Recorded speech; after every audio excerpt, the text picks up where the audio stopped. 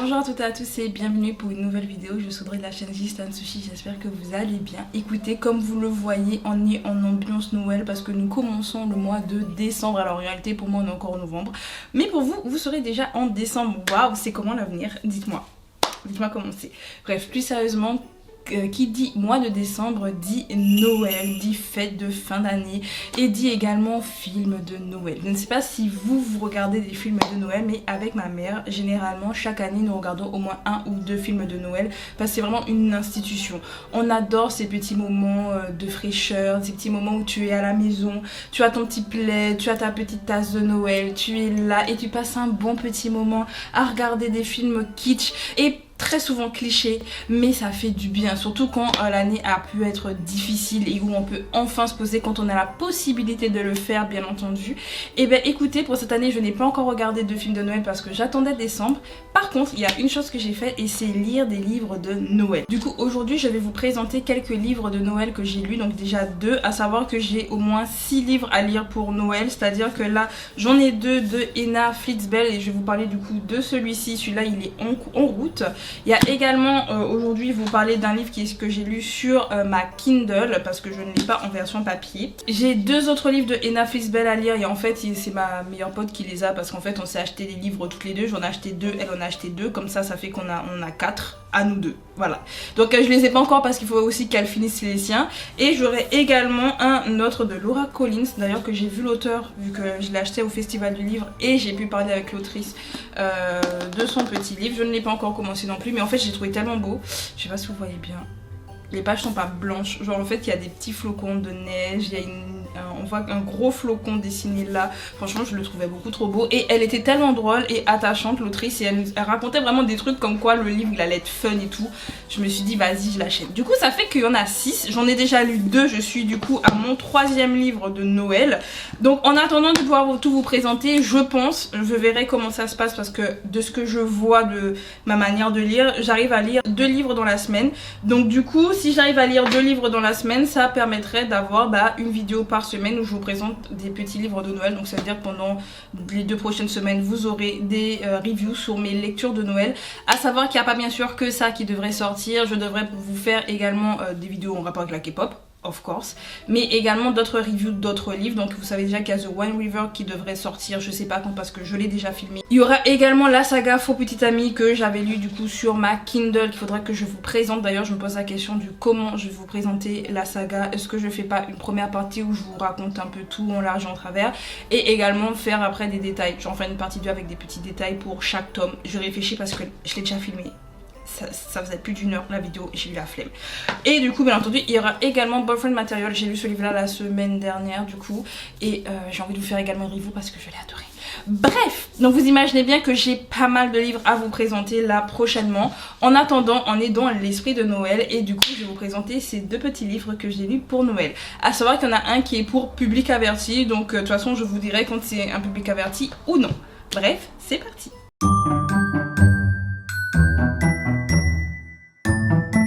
On va commencer du coup par le livre qui n'est pas pour un public averti et qui est totalement dans le cliché des films de Noël qu'on a l'habitude. D'ailleurs je précise, je n'avais jamais lu de livre de Noël avant ça. J'ai pas souvenir d'en avoir lu, généralement je regarde les films mais je n'avais jamais lu de livre de Noël, mais au final c'est à peu près la même chose. Donc je vais vous présenter du coup Vrai Bretzel et Faux Fiancé de Anna Flitsbell. À savoir que l'autrice, de ce que j'ai vu sur internet, elle est toulousaine, mais la quasi-totalité de ses livres de Noël se passe où? En Alsace, et c'est plutôt logique que ça se passe là, mais je vous expliquerai plus tard pourquoi. Du coup déjà première chose, synopsis. On se retrouve avec Séverine qui est la fondatrice d'une agence matrimoniale qui marche du feu de Dieu sur Paris.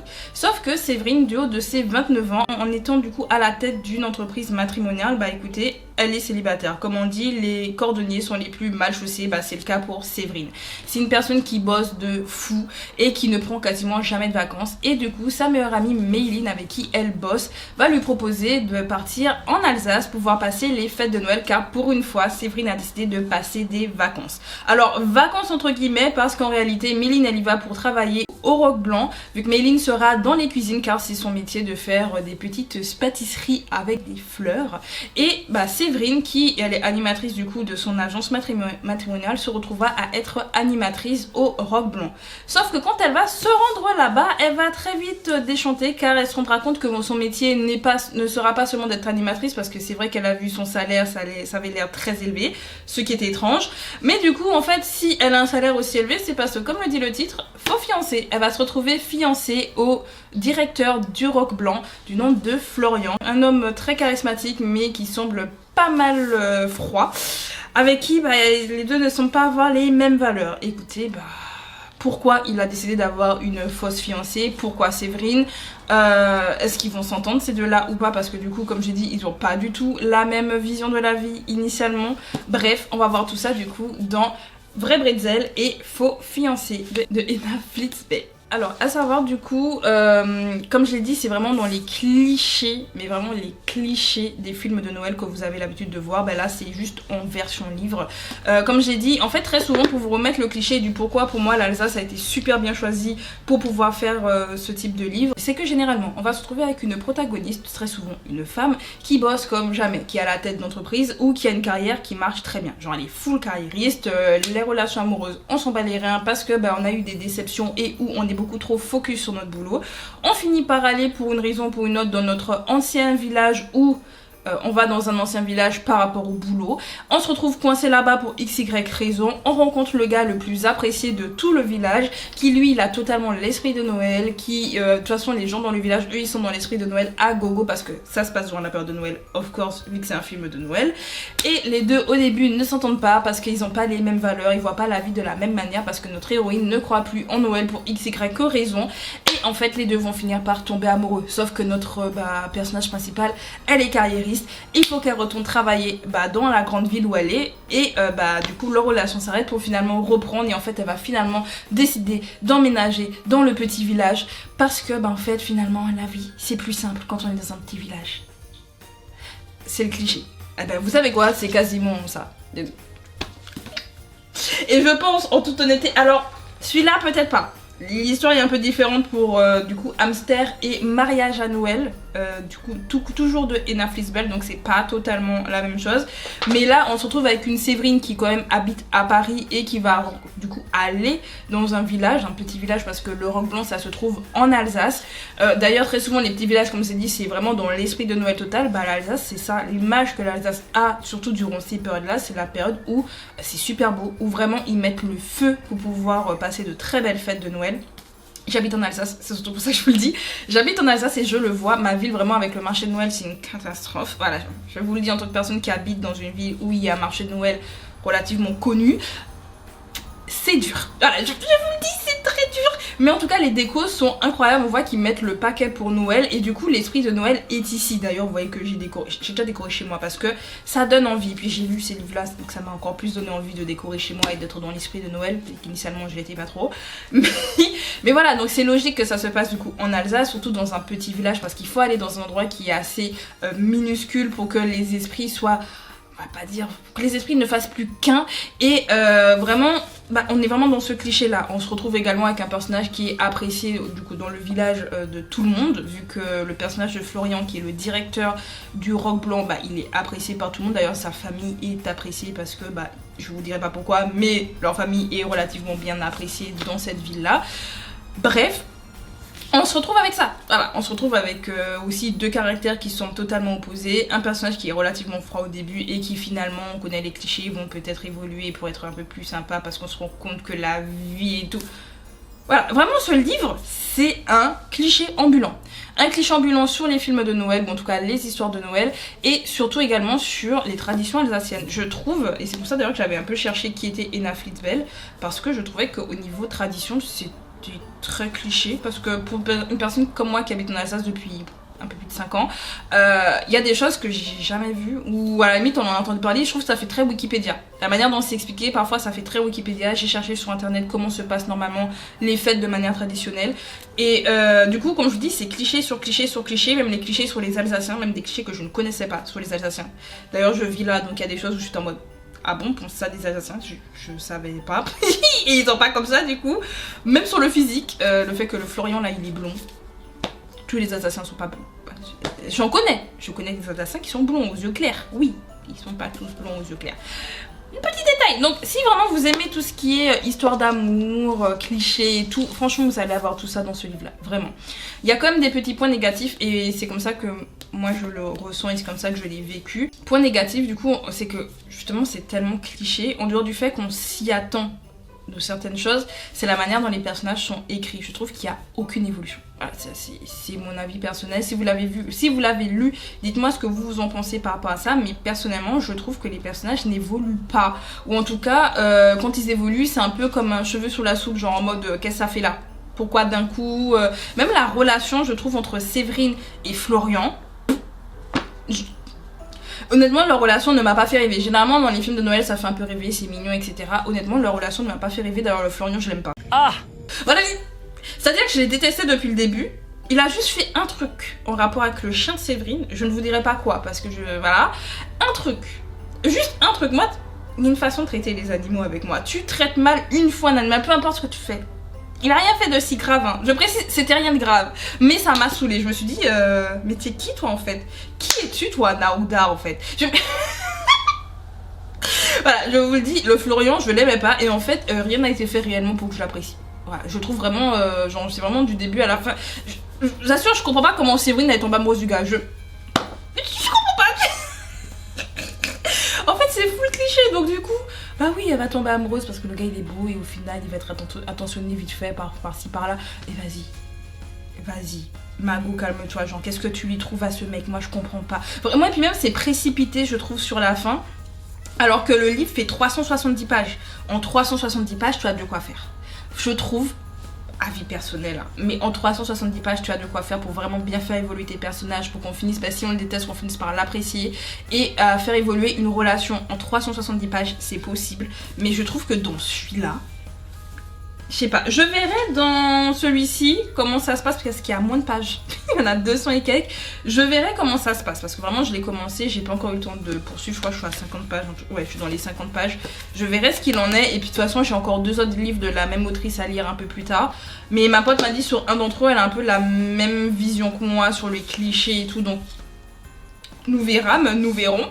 Mais en tout cas, vraiment ça c'est le point négatif je trouve de ce livre, c'est que les personnages sont pas hyper bien construits je trouve. Il y en a certains, tu te demandes qu'est-ce qu'ils font là. Ils ont un intérêt au début, puis après tu te dis mais en fait t'apportes rien du tout à l'intrigue, qu'est-ce que tu fais là. Enfin bref, voilà, donc c'est vraiment le côté où j'ai été déçue sur la fin, c'est-à-dire qu'au début j'étais en mode ouais ok d'accord, et en fait plus ça avançait, plus je me disais mais en fait ça évolue pas, ou en tout cas ça évolue d'une manière étrange, trop rapide, c'est pas assez construit pour moi, je précise, donc voilà.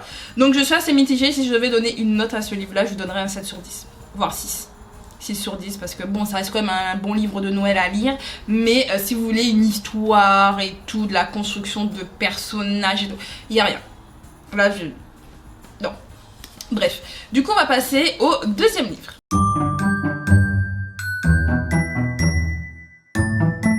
Du coup on va passer au deuxième livre que j'ai lu sur ma Kindle. Je sais pas s'il existe en version papier, donc du coup moi je vous le dis, en tout cas je l'ai trouvé sur ma Kindle. Donc ça s'appelle Un Noël très épicé de Lena Blake. À savoir que c'est un livre pour public averti. Je préfère le dire dès maintenant pour pas qu'il y en a qui aillent le chercher et se dire je préviens, c'est pour public averti, c'est-à-dire qu'il y a des scènes très citronnées comme on le disait à l'ancienne pour ceux qui lisaient les fanfictions vraiment tard à l'époque.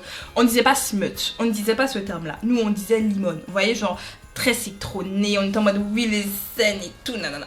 Qui se rappelle? Moi je suis de la vieille époque. Donc du coup moi je vais parler de petits citrons, même de gros citrons, parce que vraiment il y a des moments c'est assez corsé dans ce livre là. À savoir que c'est pas tout du long du livre bien entendu, mais c'est qu'il y a une partie où voilà, c'est très pimenté, ah, c'est chaud cacao. Donc le synopsis, on va se retrouver avec le personnage de Matthew Angel qui a la quarantaine et qui toute sa vie a vécu dans le placard. Il est parti dans une autre ville un peu avant la période de Noël par rapport à son boulot, et en fait il va se retrouver coincé dans cette ville là car il va rater son avion.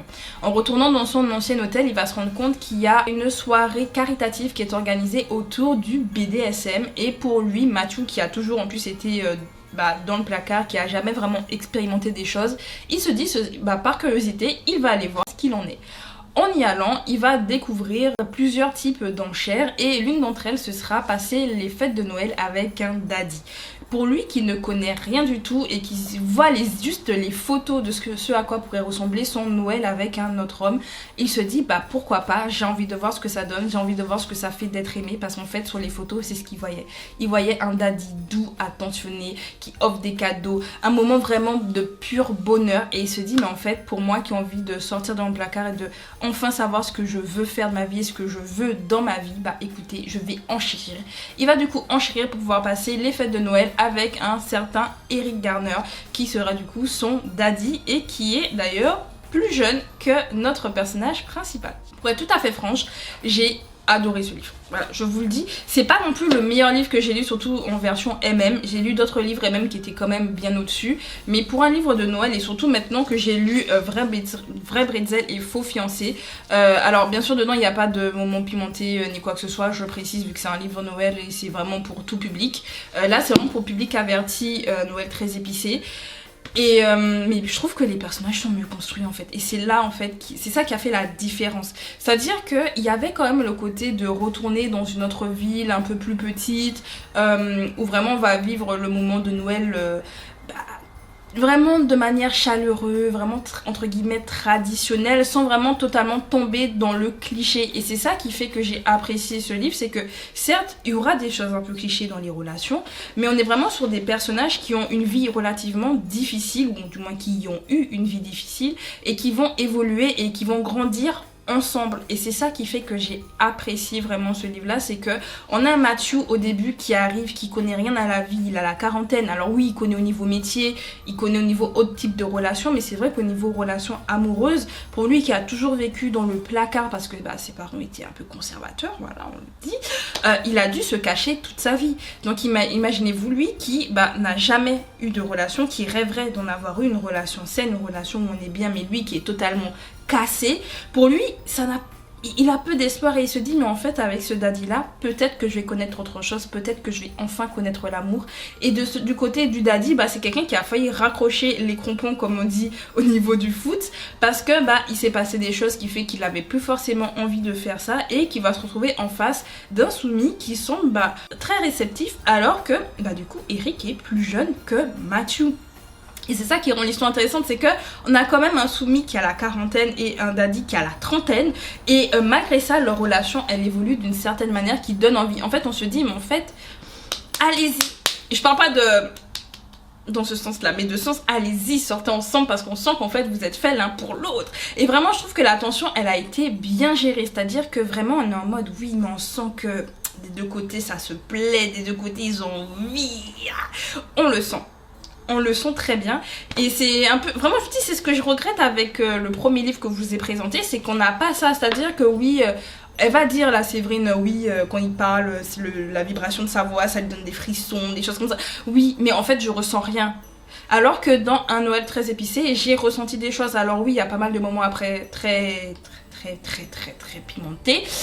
En vrai personnellement j'aurais pu m'en passer, ça veut pas dire que ça me gêne ou quoi que ce soit, mais c'est juste qu'au final par rapport à l'histoire il y a des moments où ça rajoute quelque chose, il y a des moments où ils rentrent pas forcément dans le détail non plus, en me disant oui ils ont fait des choses mais il y aura un peu moins de détails, parce que vraiment chaque moment apporte un truc à l'histoire. Mais bon, c'est pas non plus on va dire, en tout cas pour ma part je l'ai pas lu forcément dans cet intérêt là, parce que par exemple Boyfriend Material, alors lui c'est un peu plus pour jeunes adultes réellement, et moins public averti, parce que du coup ils vont dire qu'ils auront envie l'un de l'autre, on va sentir une tension mais il va rien se passer. Voilà, on va rien voir en réalité. Donc un Noël très épicé c'est fait pour qu'il y ait des petits moments croustillants, et je dis petits, grands moments croustillants. À un moment du livre, ça y va. Ça y va pas mal. Mais non, mis à part ça, honnêtement je trouve que la construction des personnages est assez bien. En fait c'est juste sur la fin, il y a eu un petit moment qui m'a un peu gênée, je vais l'admettre, où j'étais en mode... Mais mis à part ça, je l'ai adoré. Vraiment, en tant que livre de Noël, je l'ai préféré au premier que je vous ai présenté. mais vraiment juste par rapport au personnage, parce que c'est vrai que moi c'est ce que j'attends. C'est comme avec la musique, et je l'ai déjà expliqué sur ma chaîne, la musique je l'aime bien parce que ça me fait vibrer, ça me fait ressentir quelque chose, et en fait c'est ce que je veux que ça me fasse rêver, même si c'est un livre de Noël et qu'on se dit oui mais c'est cliché et tout, mais je veux m'amuser, je veux justement être là, poser mon cerveau après une journée de boulot compliquée ou une année très compliquée, me dire bah je peux me poser là et puis juste me reposer. Et en fait c'est ce que j'ai un peu ressenti avec un Noël très épicé. Donc est-ce que je vous le conseille? Oui, mais pour public averti, donc parce que vraiment il y a des scènes. Alors c'est pas, ah oui aussi je précise, c'est pas un truc BDSM réellement, c'est à dire que Matthew il est allé à une soirée BDSM, mais là dans l'histoire d'Adi soumis, on va plutôt dire même garçon, ça va pas dans le sens de vas-y ça se fouette un petit peu, on n'est pas dans 59 degrés, ok, on n'est pas dans celui-là, au contraire justement là c'est une version de Daddy et Eric l'expliquera un peu plus tard dans le livre si vous le lisez.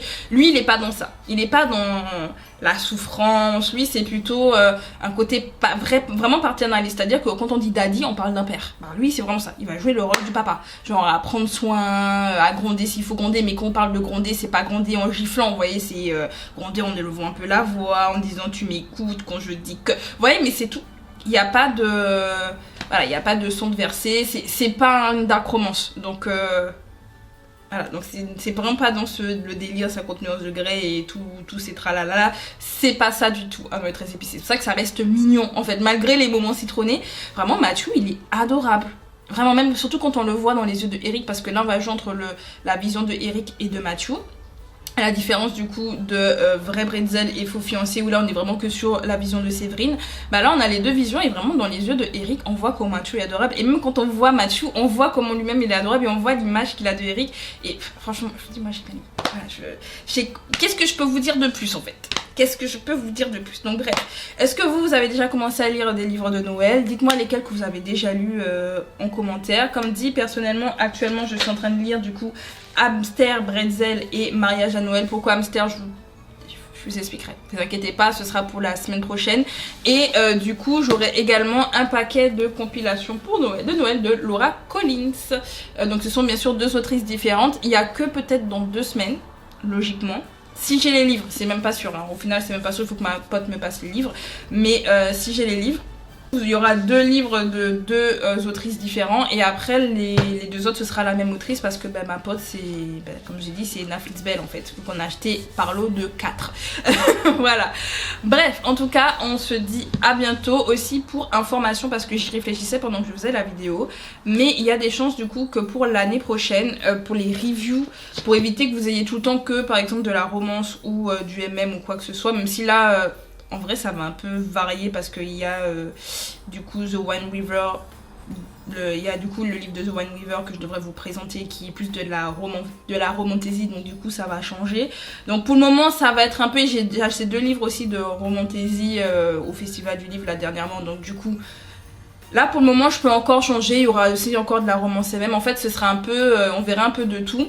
Mais logiquement l'année prochaine je vais voir pour emprunter des livres dans l'association de mon boulot, parce que du coup je suis dans une association où il y a des livres. Voilà, il y a un concours de livres, et livres BD et tout. Et en fait je n'ai jamais participé, parce que je partais du principe que j'avais pas le temps, parce que je vous fais des vidéos et je me disais j'ai pas le temps de lire des livres, et je me dis en fait je pourrais vous présenter des livres. En plus ce sont des livres récents dedans, normalement ce sont des livres qui sortent dans l'année, et ce sera de tout genre, donc du coup ça me permettra aussi de vous présenter des choses différentes et de moi lire autre chose que ce que j'aime bien. Donc du coup logiquement pour le 2026 je verrai pour du coup emprunter des livres. Je vais voir là si cette fin d'année je peux déjà commencer à emprunter des livres, même si en vrai j'ai tellement de quoi. Et je vous assure sur ma liseuse là je crois que j'ai encore d'autres sagas à lire, parce que je crois qu'il y a les dieux du hockey qu'il faut que je lise, il y a Briser la glace, il y a Caleb, enfin bref j'ai... Attends, non, Briser la glace c'est les dieux du hockey, non attends, bref en tout cas j'ai déjà pas mal de livres là en attente. Donc dans tous les cas, guys, on va pas manquer. Mais de toute façon, vu que j'arrive à lire 2 livres dans la semaine, je peux même lire 3 si vraiment je fais rien d'autre. Je peux lire 3 livres, voire 4. Du coup, je pense que je pourrais emprunter des livres à mon boulot et vous présenter du coup ces livres. Parce que comme dit, ce ne sont pas des vieux livres, ce sont des livres qui sortent là. Et de tout genre différents. Donc il pourrait y avoir policier, il pourrait y avoir... Bref, donc on se retrouvera en 2026 pour les autres types de livres. En attendant, semaine prochaine, il y aura du coup normalement une autre review de livres de Noël. Je sais pas, il faudrait que je vous filme du coup la vidéo pour Boyfriend Material parce que vraiment j'assure, j'ai bien aimé. Il était bien. Faut que je vous filme Faux Petit Ami et là aujourd'hui il faut que je vous filme également une vidéo pour de la K-pop parce que bah à un moment donné c'est une chaîne K-pop. C'est pas une chaîne que de livres, c'est une chaîne K-pop. Et il faut que je rattrape pas mal de musique. Et il y a hors K-pop aussi que j'ai envie de faire. Oh guys, on va voir de quoi. Bref, en tout cas, prenez soin de vous, recouvrez-vous bien parce qu'en ce moment il fait relativement froid. Et écoutez, on se dit à bientôt. C'était Audrey.